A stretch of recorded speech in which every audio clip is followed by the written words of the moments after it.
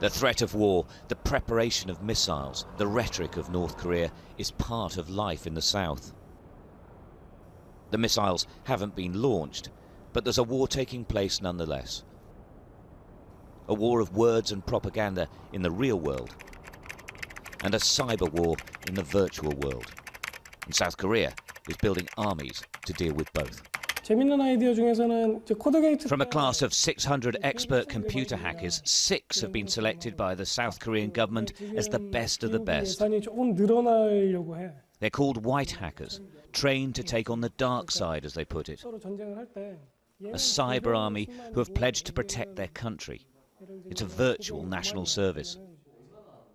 6 essential parts of life, ranging from defence to banking and health, need protecting from North Korean hackers. And these are the Guardians. There needs to be some army, cyber armies to protect Korea, yeah. And then I can see that there are a lot of skilled peoples, and Korean government needs to educate them into white hackers, because they can go to the black hackers. The war is real. Last month, hackers attacked South Korea's banks and media companies. The government says that the North is responsible and says the hackers breached servers that are linked to its national defense. For military ones, because they're using they're using special network for only military ones, not the common people ones, and so it is said to be hard to attack as well. Yeah. Because you can't get into it. Yeah, you can't get it there. The Korean government and its population are used to 60 years of tension with its neighbour.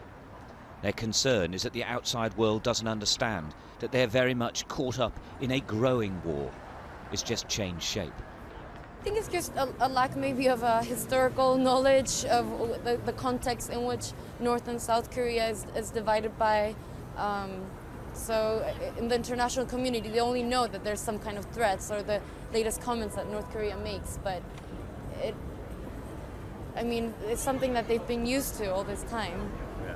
So unless actually, actual death or people that they know they're directly related to are affected, I don't think this cyber warfare really is something that will cause a lot of grudge or a lot of reaction of the people.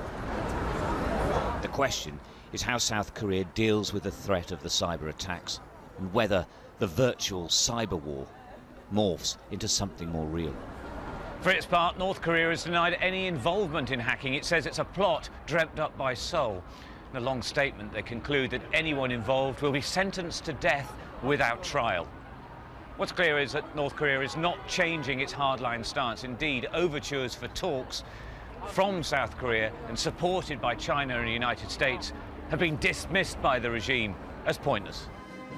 In the North's capital, Pyongyang, officials unveil statues of the former leaders Kim Il-sung and Kim Jong-il.